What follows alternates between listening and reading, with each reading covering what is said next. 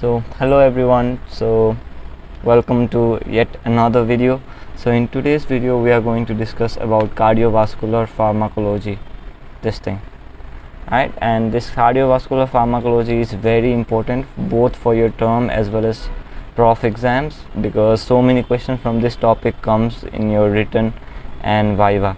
So it's really important to actually understand what are the drugs, what are the diseases, why these drugs are used and all. So basically in this video we're going to try to learn about drugs used in heart failure. Okay, so as you can see this question, that is drugs used in heart failure, has come multiple times in your prof as indicated by these stars, right? So it has come more than 4 times in your prof.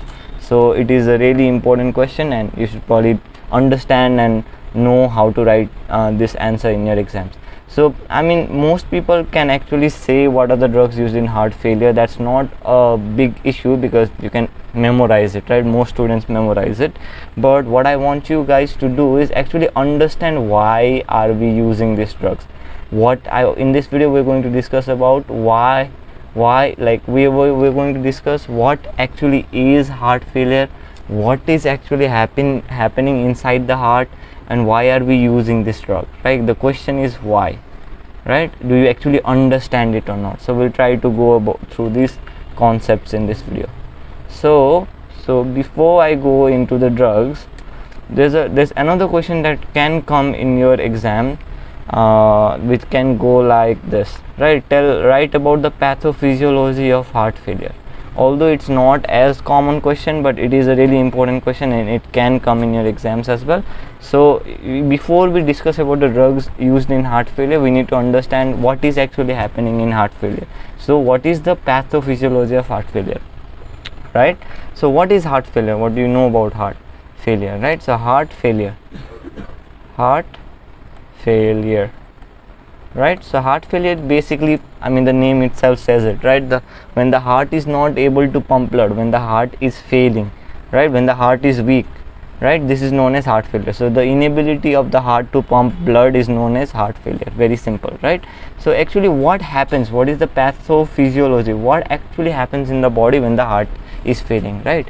So let's see, this is a really good diagram, right? If a question like this comes in your exam, pathophysiology of heart failure, if you make this flow chart, right, in your exams, you will get 100% full marks in your exam, because teachers like flow chart. No one wants to read through paragraphs, right? So this is a really good flow chart. We'll try to go about what is actually happening, right? So as I told you, in heart failure the heart cannot pump enough blood, right? The heart is failing. So let's say this is your heart, right? Let's start at the beginning. So when the heart is failing, what will happen? See, so the heart has gone into congestive cardiac failure, right? We'll get into what is actually congestive cardiac failure in a minute, but let's say this is congestive cardiac failure, is just cardiac failure, which is kind of like heart failure, right? So basically the heart is now not working. When the heart is not working, what will happen to the cardiac output, right? The cardiac output will go down, because cardiac output depends on how hard or like how properly the heart is contracting, right? So if the heart is contracting well, the cardiac output increases because the heart pumps more blood. If the heart is failing, it can't pump blood, so the cardiac output decreases. Now when the cardiac output decreases, look at this, what is happening to the blood pressure? When the cardiac output decreases, the blood pressure also decreases. Why? Because we know the formula for blood pressure is cardiac output times, so formula for blood pressure is, you studied this in physiology, cardiac output times total peripheral resistance, right? So if the cardiac output, if the heart is not pumping blood, then there is less blood going into those blood vessels, right? So if there is less blood going into the blood vessel, the blood pressure will fall, right? So this is actually what's happening in this picture. So the heart is failing, due to which the cardiac output is less, due to which the blood pressure falls, right? Now when the blood pressure falls, all the organs in your body get less blood, right? There is something called organ perfusion, right? So for example, if I am this organ, for example, let's say this is the kidney, right? And these are your blood vessels. So for enough blood to go into this kidney, there should be enough pressure within the blood vessel, right? If there is no blood pressure, then will anything push that blood into the kidneys, right? No, right? So blood pressure is required to push blood into organs, right? If there is no blood pressure, no blood is going to move in the blood, your organs will not get enough blood. So since we know that blood pressure falls after due to heart failure, what will happen to the organ perfusion? All the organs in your body will get less blood due to lack of blood pressure. Particularly renal blood flow decreases, right? So kidneys will get less blood. So these are your kidneys, and due to heart failure, BP fell down. So due to this fall in BP, your kidneys now are getting less blood. They are not getting enough blood, right? So now you've studied this in physiology. You studied this. Inside the kidneys there are some cells, right? I don't know if you remember, there are some cells called juxtaglomerular cells, right? JG cells, juxtaglomerular cells. And the function of this juxtaglomerular cell is to measure how much blood is the kidney receiving, or in other words, it measures the GFR, that is glomerular filtration rate, which is again dependent on renal blood flow, right? Blood flow, because if there is no blood going to the kidney, the GFR, the filtration rate will also reduce, because the urine is produced from blood, right? There is lack of blood, that means GFR will also be less. Because as we see, blood pressure is low, renal perfusion is less, the GFR will also fall down, because the renal perfusion, less blood is going to the kidneys. When this GFR falls down, the juxtaglomerular cells will detect it and they become activated. And what will they do? If you remember it, the juxtaglomerular cells then will secrete a hormone called renin, right? Is it a hormone? Probably hormone, protein, right? Renin, right? And then when it secretes renin, it will lead to a cascade of things known as renin, angiotensin, aldosterone system, right?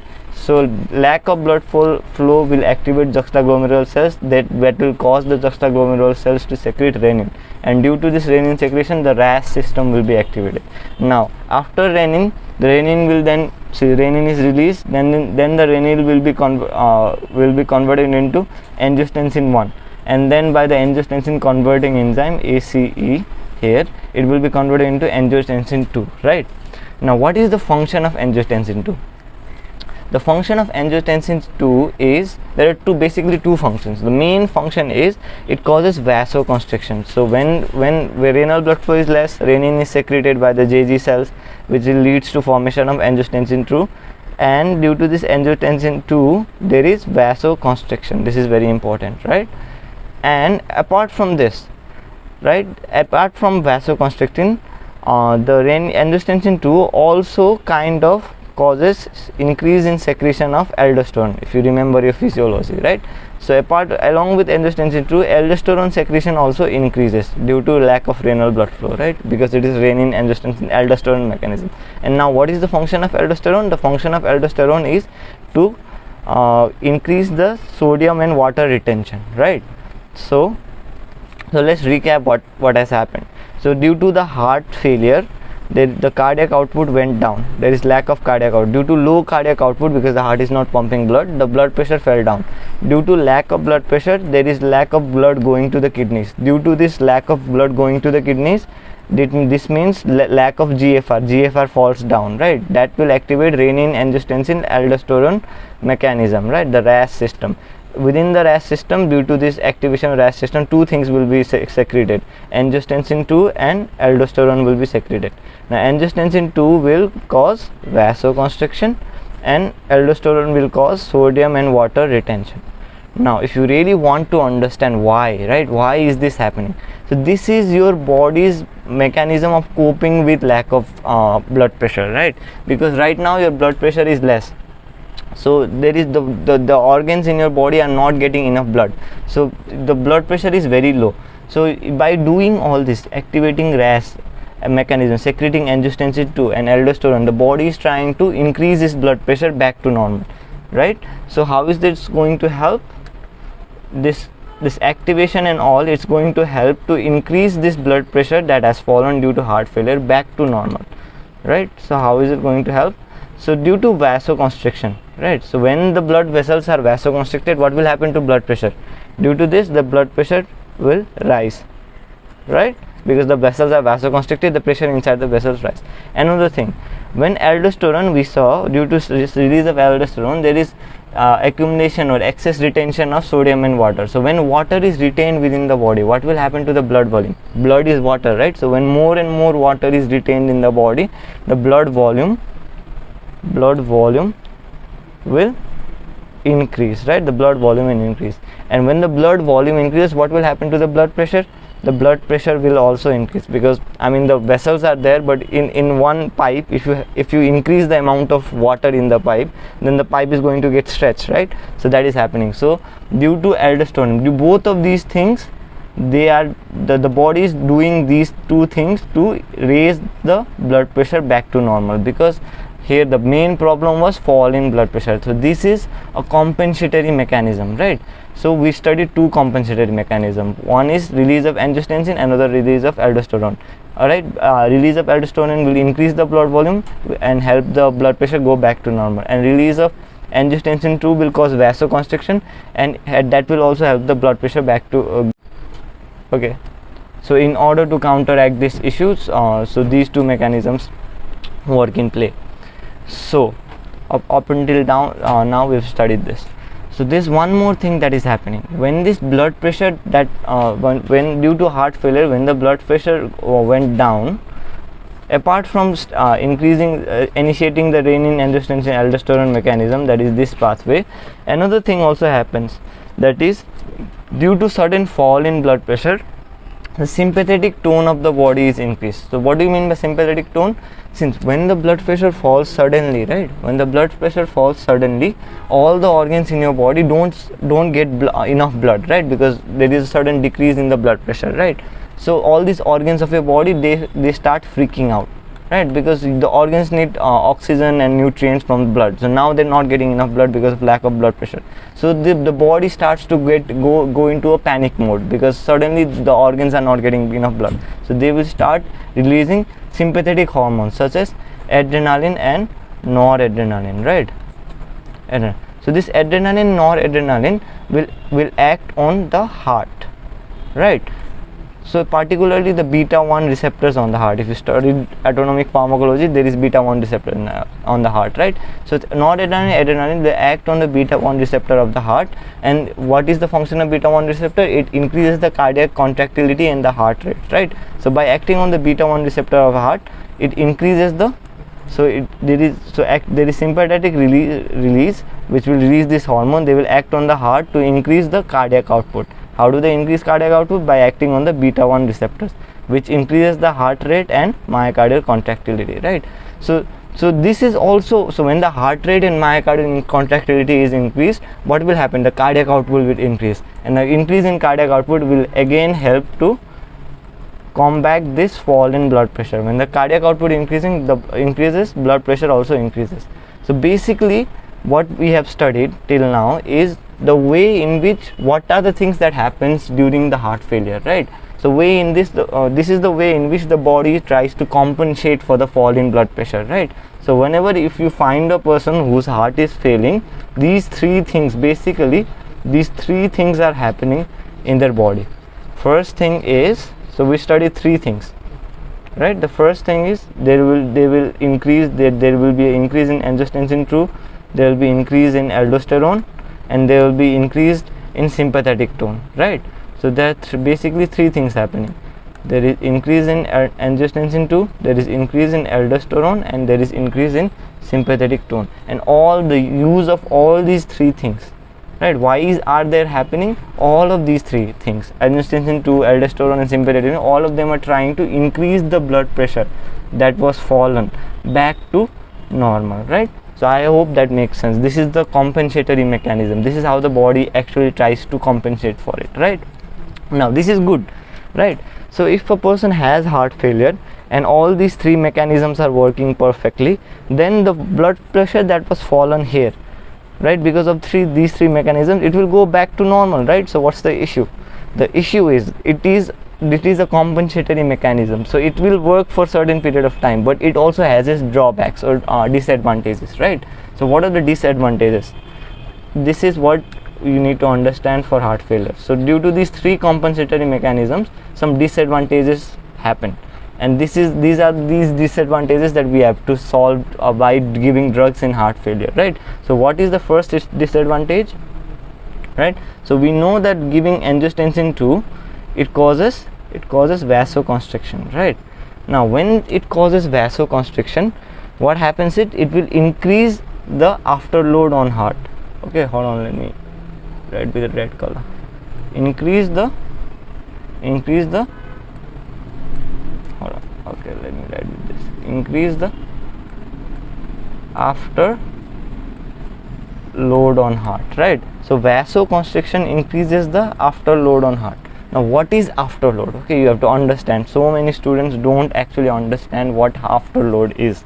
Okay, so I told you one of the problems that this vasoconstriction is good, because we know that this vasoconstriction helps to get the BP back to normal. But after getting the BP back to normal, it causes a problem, and the problem is it increases the heart afterload on the heart, right? So let's talk about what is afterload. Okay, so afterload is basically, so this is your heart, right? So this is your heart, and from this is the right side, this is the left side. From the left side there is the arch of aorta going like this, and from the right side there is the pulmonary trunk, right, like this, right? So the left side of the heart has to pump blood where? The left side of the heart, left ventricle pumps its blood into the arch of aorta, and the blood goes out, right? Now what did we say? If when in heart failure there is angiotensin 2 release, right? And due to this angiotensin 2 there is vasoconstriction. So there is constriction of all blood vessels in the body, including the arch of aorta, right? So when this arch of aorta was normal, right, the heart was pumping blood fine, but now due to this angiotensin 2 mediated vasoconstriction, this arch of aorta, which was this diameter, now suddenly it became thin, vasoconstricted, right? So when this arch of aorta becomes vasoconstricted, see it is constricted, the arrows. Now when it becomes vasoconstricted, will it be easier or harder for this left ventricle to pump the blood? It's going to be harder for the left ventricle to pump the blood, because the arch of aorta is now vasoconstricted. So it's harder to pump blood through a constricted blood vessel, right? If like a pipe with a larger diameter, it's easier to push water inside it, but if the diameter of the pump becomes very small, right, it is constricted, then the pressure, it's harder to push water through it, right? The similar mechanism happens here. So due to vasoconstriction, the arch of aorta becomes constricted, which will make it harder. It will make it very hard for the left ventricle to push blood outside, because the arch of aorta is already constricted, right? This is known as increase in afterload, right? So afterload is basically the pressure. Afterload is basically the pressure against which the ventricles are pumping the blood, right?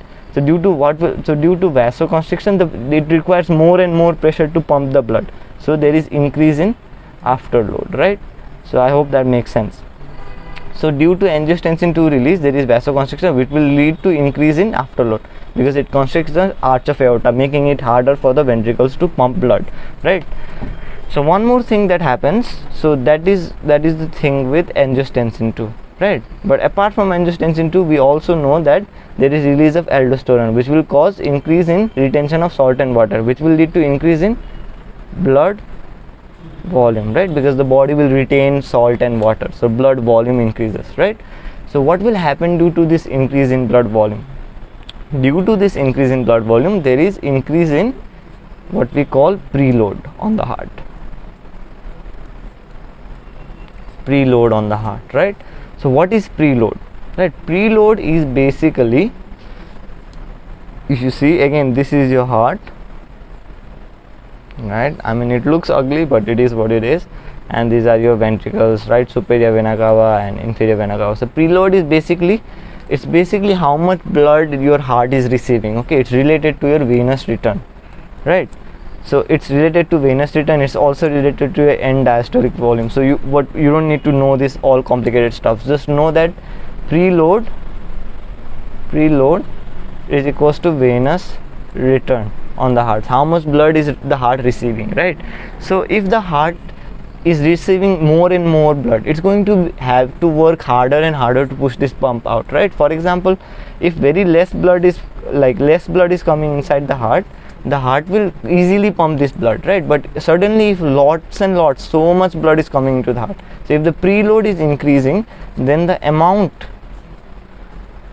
of work that the heart has to do is also increasing, right? Because if more venous return, if more blood comes to the heart has to work more and more to pump this blood out, right? So what happens due to increase in aldosterone, there is increased retention of sodium and water mainly, and this water, due to retention of sodium and water, the blood volume increases. So when the blood volume increases, what will happen? More and more blood will come into the heart, right? Because the amount of blood, the volume itself is increased, so more blood will come to the heart. This will lead to increase in venous return, right, which will in turn lead to increase in preload. Preload is basically how much blood the heart has to pump, how much blood the heart is receiving, right? So it will lead to increase in preload, right? And this increase in preload will lead to increase in workload of the heart, the amount of work that the heart has to. So due to increase in venous return and increase in preload, the heart has to work more and more to pump all this extra blood out, right? So that is another thing. So due to increase in blood volume, the increase in there is increase in preload. So we discussed two very important concepts here. So in heart failure, there is increase in afterload and there is also increase in preload, and I have just explained how does these things happen, right? How do these things happen? Now one more thing that happens is, the last thing that happens is that thing we already discussed, right? In heart failure, obviously the main thing in heart failure itself is the heart is not contracting. No, the heart is basically weak, right? / not contracting, right? So the heart is weak or non-contracting, right? Which is which was the beginning of the problem, because of this failure of the heart, the myocardial muscles are not contracting, the heart is failing. This is why everything is happening, right? They fall in blood pressure and all, right? So basically in heart, there are three major problems. That is the main thing of this whole video, right? There are three major problems. So the three major problems are, we've just discussed these three. The first major problem is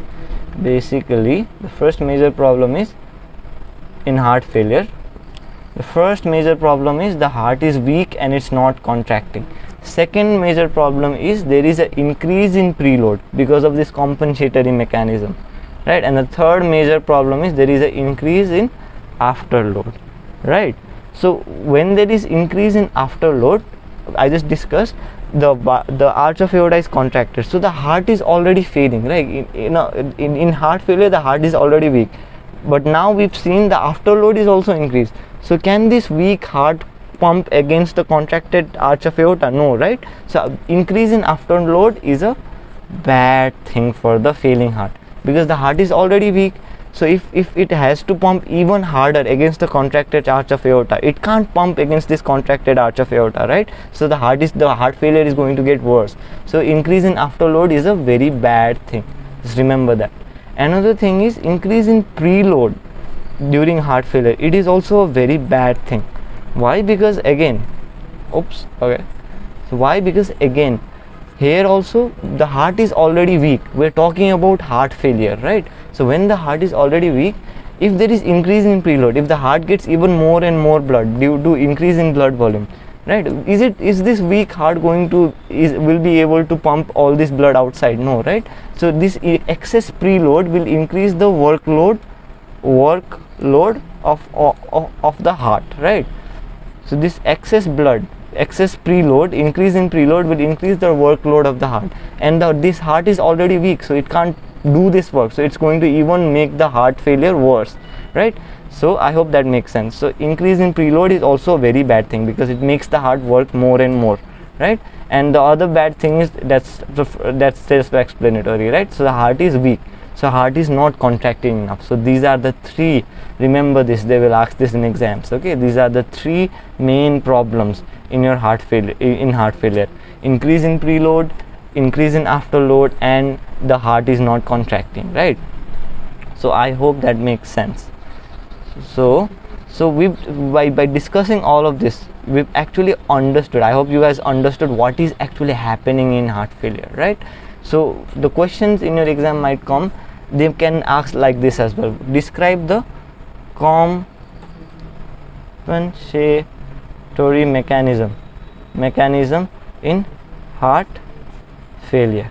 Again, this is checking whether you actually understand it. Have you memorized it or understood it, right? When they ask you describe the compensatory mechanism of heart failure like this, the answer is going to be the same flowchart. This flowchart, this is a really good flowchart. The answer is going to be the same flowchart, right? Or when they ask the pathophysiology of heart failure, you have to draw the same flowchart, and I've explained it, I think, pretty nicely. Right? I hope you guys understood, right?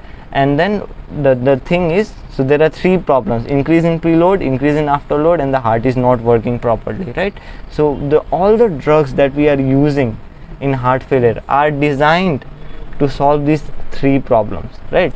In preload, increase in preload, increase in afterload, and the heart is not cardiac contractility, myocardial contractility, the heart is not pumping well, right?